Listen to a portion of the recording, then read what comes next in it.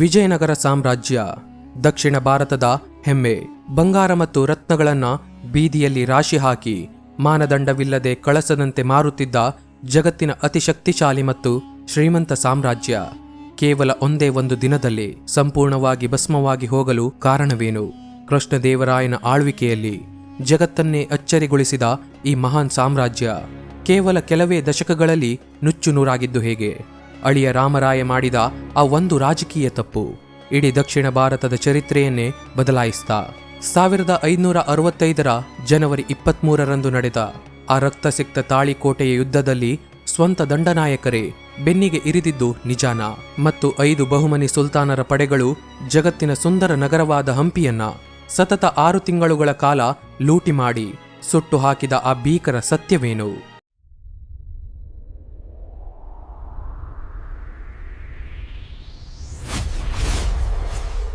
14ನೇ ಶತಮಾನದ ಆರಂಭದಲ್ಲಿ ದೆಹಲಿ ಸುಲ್ತಾನ್ ಅಲ್ಲಾವುದ್ದೀನ್ ಖಿಲ್ಜಿ ಮತ್ತು ಆತನ ಸೇನಾಪತಿ ಮಲಿಕ್ ಕಾಫೂರ್ ದಕ್ಷಿಣ ಭಾರತದ ಮೇಲೆ ಸರಣಿ ದಾಳಿಗಳನ್ನ ನಡೆಸುತ್ತಾರೆ. ದ್ವಾರ ಸಮುದ್ರದ ಹೊಯ್ಸಳರು, ವಾರಂಗಲ್ನ ಕಾಕತೀಯರು ಮತ್ತು ದೇವಗಿರಿಯ ಯಾದವರು ನೆಲಸಮವಾಗ್ತಾರೆ. ಆ ಸಮಯದಲ್ಲಿ ತುಂಗಾಭದ್ರಾ ನದಿಯ ಉತ್ತರದಲ್ಲಿದ್ದ ಸಣ್ಣ ರಾಜ್ಯ ಕಂಪ್ಲಿಯಲ್ಲಿ ರಾಜ ಕಂಪಿಲಿರಾಯ ಮತ್ತು ಆತನ ಧೀರ ಮಗ ಕುಮಾರರಾಮ ಆಳ್ವಿಕೆ ನಡೆಸ್ತಾ ಇದ್ರು. ದೆಹಲಿ ಸುಲ್ತಾನ್ ಮಹಮ್ಮದ್ ಬಿನ್ ತುಘಲಕ್ ಸೈನ್ಯ ಕಂಪ್ಲಿಯ ಮೇಲೆ ಭಾರಿ ದಾಳಿ ಮಾಡುತ್ತೆ. ಕುಮಾರರಾಮ ಅತ್ಯಂತ ವೀರಾವೇಶದಿಂದ ಹೋರಾಡಿ ವೀರಮರಣ ಹೊಂದುತ್ತಾನೆ. ಈ ಕಂಪ್ಲಿ ರಾಜಸಭೆಯಲ್ಲಿ ಖಜಾಂಚಿ ಮತ್ತು ಆಡಳಿತಾಧಿಕಾರಿಗಳಾಗಿದ್ದ ಇಬ್ಬರು ಶಕ್ತಿಶಾಲಿ ಸಹೋದರರೇ ಹರಿಹರ ಮತ್ತು ಬುಕ್ಕರಾಯ. ಕಂಪ್ಲಿ ಕೋಟೆ ಪತನಗೊಂಡಾಗ ಹರಿಹರ ಮತ್ತು ಬುಕ್ಕರಾಯರನ್ನ ತುಘಲಕ್ ಪಡೆಗಳು ಬಂಧಿಸಿ ದೆಹಲಿಗೆ ಕರೆದುಕೊಂಡು ಹೋಗುತ್ತೆ. ಅಲ್ಲಿ ಅವರ ಸಾಮರ್ಥ್ಯವನ್ನ ಕಂಡ ತುಘಲಕ್ ಬಲವಂತವಾಗಿ ಇಸ್ಲಾಂ ಧರ್ಮಕ್ಕೆ ಮತಾಂತರಗೊಳಿಸಿ ದಕ್ಷಿಣದಲ್ಲಿ ಏಳುತ್ತಿದ್ದ ಸನಾತನ ಧರ್ಮದ ದಂಗೆಗಳನ್ನು ಹತ್ತಿಕ್ಕಲು ತನ್ನ ಪ್ರತಿನಿಧಿಗಳನ್ನಾಗಿ ಮತ್ತೆ ದಕ್ಷಿಣ ಭಾರತಕ್ಕೆ ಕಳುಹಿಸ್ತಾನೆ. ದಕ್ಷಿಣಕ್ಕೆ ಬಂದ ಹರಿಹರ ಮತ್ತು ಬುಕ್ಕರಾಯ ಶೃಂಗೇರಿ ಪೀಠದ ಜಗದ್ಗುರು ಮಾಧವಾಚಾರ್ಯ ವಿದ್ಯಾರಣ್ಯ ಮಹರ್ಷಿಗಳನ್ನ ಭೇಟಿಯಾಗ್ತಾರೆ.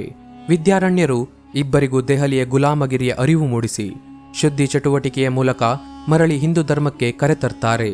ಅನ್ಯಕ್ರಾಂತರನ್ನ ದಕ್ಷಿಣದಿಂದ ಓಡಿಸಿ ಧರ್ಮರಕ್ಷಣೆಗೆ ಒಂದು ಹೊಸ ಚಕ್ರಾಧಿಪತ್ಯ ಕಟ್ಟಲು ಸಂಕಲ್ಪ ಮಾಡ್ತಾರೆ. ಗುರು ವಿದ್ಯಾರಣ್ಯರ ಮಾರ್ಗದರ್ಶನದಂತೆ ತುಂಗಾಭದ್ರಾ ನದಿಯ ದಕ್ಷಿಣ ದಂಡೆಯ ಮೇಲಿದ್ದ ಹೆಪ್ಪುಗಟ್ಟಿದ ಬಂಡೆಗಳ ಮಧ್ಯೆ ಜಾಗವನ್ನ ಆಯ್ಕೆ ಮಾಡಿಕೊಳ್ತಾರೆ. ಬೇಟೆಯಾಡುವಾಗ ಸಣ್ಣ ಮೊಲವೊಂದು ಬೃಹತ್ ಬೇಟೆ ನಾಯಿಯನ್ನೇ ಎದುರಿಸಿ ಹಿಮ್ಮೆಟ್ಟಿಸಿದ ಶೌರ್ಯದ ಮಣ್ಣಿನಲ್ಲಿ 1336ರಲ್ಲಿ ವಿಜಯನಗರ ಸಾಮ್ರಾಜ್ಯದ ಅಡಿಪಾಯ ಹಾಕ್ತಾರೆ. ಇನ್ನು ಹರಿಹರ ಒಂದು ಮೊದಲ ರಾಜನಾಗಿ ಸಿಂಹಾಸನ ಏರ್ತಾನೆ. ಹಂಪಿಯನ್ನ ರಾಜಧಾನಿಯನ್ನಾಗಿ ಮಾಡಿ ನಗರಕ್ಕೆ ಕೇವಲ ಒಂದು ಗೋಡೆಯನ್ನಷ್ಟೇ ಕಟ್ಟುವುದಿಲ್ಲ, ಬದಲಾಗಿ 7 ಹಂತದ ಬೃಹತ್ ಕಲ್ಲಿನ ಕೋಟೆಗಳನ್ನ ನಿರ್ಮಿಸ್ತಾನೆ. ಬೆಟ್ಟಗಳನ್ನೇ ಗೋಡೆಗಳನ್ನಾಗಿ ಬಳಸಿ ಕೋಟೆಯೊಳಗೆ ಕೃಷಿ ಭೂಮಿ ಮತ್ತು ನದಿ ನೀರು ಹರಿಯುವಂತೆ ಅತ್ಯದ್ಭುತ ಕಲ್ಲಿನ ಕಾಲುವೆಗಳ ಜಾಲವನ್ನ ರೂಪಿಸ್ತಾರೆ. ಇದರಿಂದ ಶತ್ರುಗಳು ಎಷ್ಟು ತಿಂಗಳು ಮುತ್ತಿಗೆ ಹಾಕಿದರೂ ನಗರದೊಳಗೆ ಆಹಾರ ನೀರಿಗೆ ಕೊರತೆಯಾಗ್ತಾ ಇರಲಿಲ್ಲ. ಹರಿಹರ ಒಂದರ ನಂತರ ಆತನ ಸಹೋದರ ಬುಕ್ಕರಾಯ ಒಂದು ಅಧಿಕಾರಕ್ಕೆ ಬರ್ತಾನೆ. ಬುಕ್ಕರಾಯ ತನ್ನ ಮಗ ಕುಮಾರ ಕಂಪಣನನ್ನ ಭಾರಿ ಪಡೆಯ ಜೊತೆ ದಕ್ಷಿಣಕ್ಕೆ ಕಳುಹಿಸ್ತಾನೆ. ಕಂಪಣ ತಮಿಳುನಾಡಿನಲ್ಲಿದ್ದ ಮಥುರೈ ಸುಲ್ತಾನರ ಮೇಲೆ ಭೀಕರ ದಾಳಿ ಮಾಡಿ ಸುಲ್ತಾನನನ್ನ ಯುದ್ಧದಲ್ಲಿ ಕೊಂದು ಮಥುರೈಯನ್ನ ವಿಜಯನಗರಕ್ಕೆ ಸೇರಿಸಿಕೊಳ್ತಾನೆ. ಈ ಐತಿಹಾಸಿಕ ಜಯವನ್ನ ಕುಮಾರ ಕಂಪಣನ ಹೆಂಡತಿ ಗಂಗಾದೇವಿ ತನ್ನ ಮಥುರಾ ವಿಜಯಂ ಎಂಬ ಸಂಸ್ಕೃತ ಕಾವ್ಯದಲ್ಲಿ ಎಳೆಯಾಗಿ ಬರೆದಿದ್ದಾಳೆ. ಬುಕ್ಕರಾಯ ಚೀನಾದ ಮಿಂಗ್ ರಾಜವಂಶದ ಆಸ್ಥಾನಕ್ಕೂ ತನ್ನ ರಾಯಭಾರಿಯನ್ನ ಕಳುಹಿಸಿ ಅಂತಾರಾಷ್ಟ್ರೀಯ ಮಟ್ಟದಲ್ಲಿ ವಿಜಯನಗರದ ಹೆಸರನ್ನ ಬೆಳಗಿಸ್ತಾನೆ. ಸಂಗಮ ವಂಶದ ಈ ಆರಂಭಿಕ ರಾಜರು ದಕ್ಷಿಣ ಭಾರತದ ಬಹುತೇಕ ಭಾಗವನ್ನ ಒಂದೇ ಧ್ವಜದಡಿ ತರ್ತಾರೆ. ಇನ್ನು 15ನೇ ಶತಮಾನದ ಆರಂಭದಲ್ಲಿ 2ನೇ ದೇವರಾಯ ಅಂದರೆ ಪ್ರೌಢ ದೇವರಾಯ ಸಿಂಹಾಸನ ಏರ್ತಾನೆ. ಈತನ ಕಾಲದಲ್ಲಿ ಉತ್ತರದಲ್ಲಿದ್ದ ಬಹುಮನಿ ಸುಲ್ತಾನರು ನಿರಂತರವಾಗಿ ಯುದ್ಧಕ್ಕೆ ಬರ್ತಾರೆ. ಬಹುಮನಿ ಪಡೆಗಳಲ್ಲಿದ್ದ ಬಿಲ್ಲುಗಾರಿಕೆ ಮತ್ತು ವೇಗದ ಕುದುರೆಗಳನ್ನು ಕಂಡು ಪ್ರೌಢ ದೇವರಾಯ ತನ್ನ ಸೈನ್ಯದಲ್ಲಿ ಕ್ರಾಂತಿಕಾರಿ ಬದಲಾವಣೆ ತರ್ತಾನೆ. ತನ್ನ ಸೈನ್ಯಕ್ಕೆ ಮರಾಠಿ ಮತ್ತು ಅರಬ್ ನುರಿತ ಬಿಲ್ಲುಗಾರರನ್ನ ನೇಮಿಸಿಕೊಳ್ತಾನೆ. ಅರಬ್ಬಿ ಸಮುದ್ರದ ಮೂಲಕ ಇರಾನ್ ಮತ್ತು ಪರ್ಷಿಯಾದಿಂದ ಸಾವಿರಾರು ಶ್ರೇಷ್ಠ ತಳಿಯ ಯುದ್ಧ ಕುದುರೆಗಳನ್ನ ಆಮದು ಮಾಡಿಕೊಳ್ತಾನೆ. ಪ್ರೌಢ ದೇವರಾಯನ ನಂತರ ಬಂದ ಸಂಗಮ ವಂಶದ ರಾಜರು ಮದ್ಯಪಾನ ಮತ್ತು ದುರಾಡಳಿತದಲ್ಲಿ ಮುಳುಗಿ ದುರ್ಬಲರಾಗ್ತಾರೆ. ಇದನ್ನ ಬಳಸಿ ಒಡಿಶಾದ ಗಜಪತಿ ರಾಜರು ಮತ್ತು ಬಹಮನಿ ಸುಲ್ತಾನರು ವಿಜಯನಗರದ ಕೋಟೆಗಳನ್ನ ಒಂದೊಂದಾಗಿ ವಶಪಡಿಸಿಕೊಳ್ಳಲು ಶುರು ಮಾಡ್ತಾರೆ. ಸಾಮ್ರಾಜ್ಯ ನಾಶವಾಗುವುದನ್ನು ತಡೆಯಲು ಚಾಣಾಕ್ಷ ಸೇನಾಪತಿ ಸಾಳುವ ನರಸಿಂಹ 1485ರಲ್ಲಿ ರಕ್ತರಹಿತ ಕ್ರಾಂತಿ ಮಾಡಿ ದುರ್ಬಲ ರಾಜರನ್ನ ಓಡಿಸಿ ಸಾಳುವ ವಂಶದ ಆಡಳಿತ ಸ್ಥಾಪಿಸ್ತಾನೆ. ಸಾಳುವ ನರಸಿಂಹ ಗಡಿಗಳನ್ನು ರಕ್ಷಿಸಿದರು. ಆತನ ನಂತರ ಬಂದ ರಾಜರು ಮತ್ತೆ ಅಸಮರ್ಥರಾಗ್ತಾರೆ.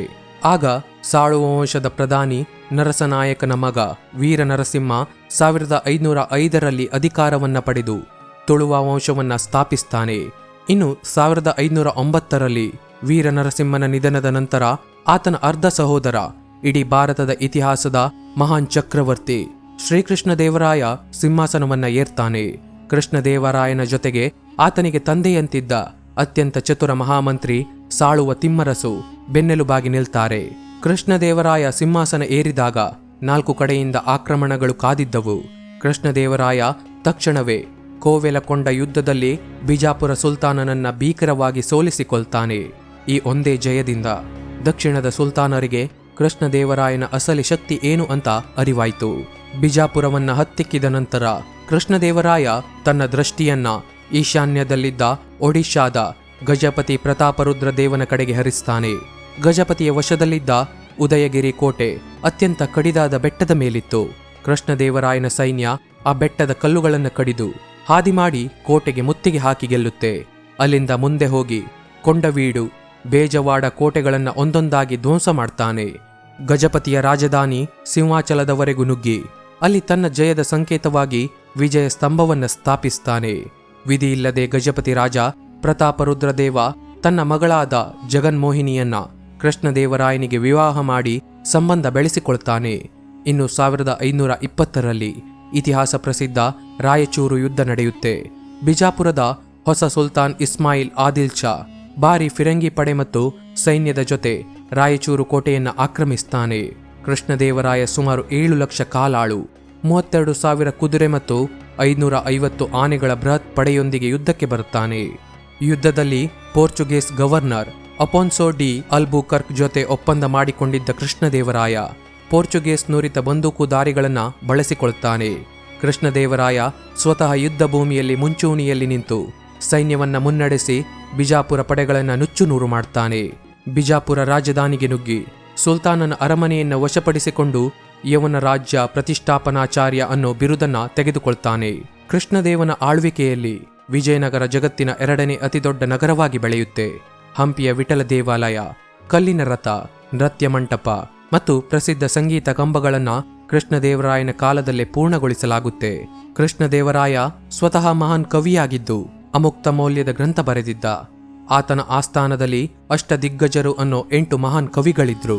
ಅದರಲ್ಲಿ ಚಾಣಾಕ್ಷತನಕ್ಕೆ ಹೆಸರಾಗಿದ್ದ ತೆನಾಲಿ ರಾಮಕೃಷ್ಣ ರಾಜನಿಗೆ ಆಡಳಿತದಲ್ಲಿ ತಂತ್ರಗಳನ್ನ ಹೇಳಿಕೊಡ್ತಾ ಇದ್ದ. ಇಷ್ಟೆಲ್ಲ ವೈಭವವಿದ್ದರೂ ಕೃಷ್ಣದೇವರಾಯನ ಕೊನೆಯ ದಿನಗಳು ಕಣ್ಣೀರಿನ ಕಥೆಯಾಗಿದ್ದವು. ಕೃಷ್ಣದೇವರಾಯನ 6 ವರ್ಷದ ಮಗ ತಿರುಮಲರಾಯನಿಗೆ ಯಾರೋ ರಹಸ್ಯವಾಗಿ ವಿಷ ಹಾಕಿ ಕೊಂದು ಬಿಡ್ತಾರೆ. ಯಾರೋ ಕಿಡಿಗೇಡಿಗಳು ಮಹಾಮಂತ್ರಿ ಸಾಳುವ ತಿಮ್ಮರಸು ಅವರ ಮಗನೇ ಈ ಚಕ್ರವ್ಯೂಹದ ಹಿಂದೆ ಇದ್ದಾನೆ ಅಂತ ಕೃಷ್ಣದೇವರಾಯನಿಗೆ ತಪ್ಪು ಮಾಹಿತಿ ನೀಡ್ತಾರೆ. ಮಗನ ಸಾವಿನ ದುಃಖದಲ್ಲಿದ್ದ ಕೃಷ್ಣದೇವರಾಯ ಆತುರಪಟ್ಟು ತಂದೆಯಂತಿದ್ದ ಮಹಾಮಂತ್ರಿ ತಿಮ್ಮರಸ ಮತ್ತು ಅವರ ಕುಟುಂಬದ ಕಣ್ಣುಗಳನ್ನು ಕೀಳಲು ಆಜ್ಞೆ ಮಾಡ್ತಾನೆ.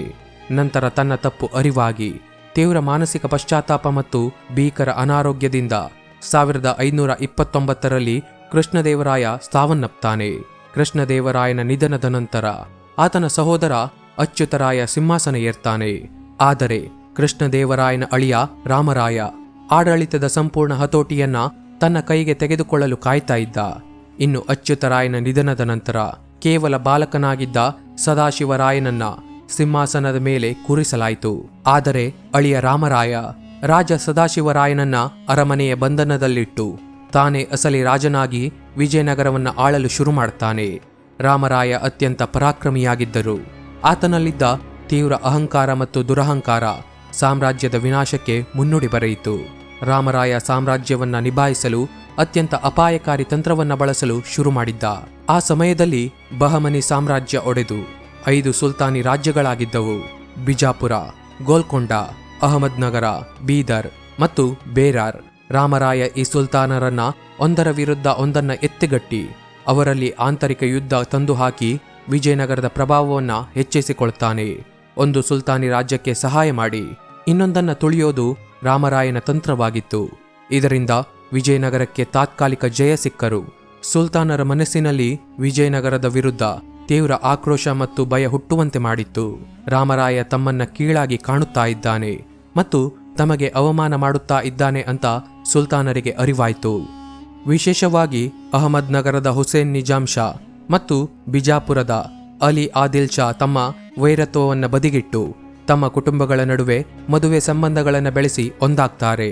ವಿಜಯನಗರವನ್ನು ಸಂಪೂರ್ಣವಾಗಿ ಧ್ವಂಸ ಮಾಡಲು 5 ಸುಲ್ತಾನರ ಬೃಹತ್ ಒಕ್ಕೂಟವನ್ನು ರಚಿಸಿಕೊಂಡು ಲಕ್ಷಾಂತರ ಸೈನಿಕರನ್ನ ಒಟ್ಟುಗೂಡಿಸಿ ವಿಜಯನಗರದ ಕಡೆಗೆ ಹೆಜ್ಜೆ ಇಡ್ತಾರೆ.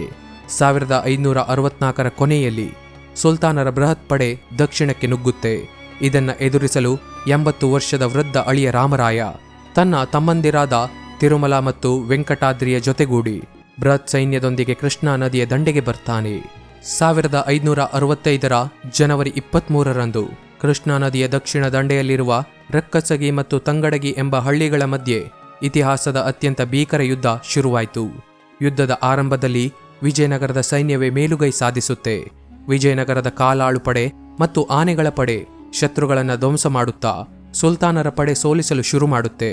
ಆದರೆ ಸರಿಸುಮಾರು ಯುದ್ಧ ಗೆಲ್ಲುವ ಹಂತದಲ್ಲಿದ್ದಾಗ ವಿಜಯನಗರದ ಸೈನ್ಯದಲ್ಲಿದ್ದ 2 ಪ್ರಮುಖ ಮುಸ್ಲಿಂ ದಂಡನಾಯಕರಾದ ಗಿಲಾನಿ ಸಹೋದರರು ಯುದ್ಧದ ಮಧ್ಯದಲ್ಲೇ ತಮ್ಮ ಪಡೆಯನ್ನ ತಿರುಗಿಸಿ ವಿಜಯನಗರದ ಸ್ವಂತ ಸೈನ್ಯದ ಮೇಲೆ ದಾಳಿ ಮಾಡಲು ಶುರು ಮಾಡುತ್ತಾರೆ. ಇದರಿಂದ ವಿಜಯನಗರದ ಸೈನ್ಯ ಸಂಪೂರ್ಣವಾಗಿ ಗೊಂದಲಕ್ಕೊಳಗಾಗಿ ನುಚ್ಚುನೂರಾಗ್ತಾ ಹೋಯಿತು. ಅದೇ ಸಮಯಕ್ಕೆ ಅಹಮದ್ ನಗರದ ಪಡೆ ಪಿರಂಗಿಗಳಿಂದ ಭಾರಿ ದಾಳಿ ನಡೆಸುತ್ತೆ. ಆನೆಯಿಂದ ಕೆಳಗೆ ಬಿದ್ದ ರಾಮರಾಯನನ್ನ ಬಂಧಿಸುವ ಅಹಮದ್ ನಗರದ ಹುಸೇನ್ ನಿಜಾಮ್ ಶಾ ಸ್ಥಳದಲ್ಲೇ ಆತನ ತಲೆಯನ್ನ ಕತ್ತರಿಸಿ ಈಟಿಯ ತುದಿಗೆ ಸಿಕ್ಕಿಸಿ ಪ್ರದರ್ಶಿಸ್ತಾನೆ. ರಾಜನ ತಲೆ ಈಟಿಯಲ್ಲಿದ್ದದ್ದನ್ನ ಕಂಡ ವಿಜಯನಗರದ ಸೈನ್ಯ ಭಯಬಿದ್ದು ಸಂಪೂರ್ಣವಾಗಿ ಚಲ್ಲಾಪಿಲ್ಲಿಯಾಗಿ ಓಡಲು ಶುರು ಮಾಡುತ್ತೆ.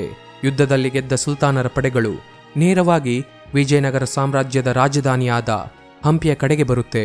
ಯುದ್ಧದ ಭೀಕರತೆ ತಿಳಿದ ರಾಮರಾಯನ ತಮ್ಮ ತಿರುಮಲರಾಯ ಸಾಮ್ರಾಜ್ಯದ ಖಜಾನೆಯಲ್ಲಿದ್ದ ಅಪಾರ ಚಿನ್ನರತ್ನಗಳನ್ನ 1550 ಆನೆಗಳ ಮೇಲೆ ಹೇರಿಕೊಂಡು ರಾಜಕುಟುಂಬದ ಜೊತೆ ಪೇನುಕೊಂಡಕ್ಕೆ ಓಡಿ ಹೋಗ್ತಾನೆ.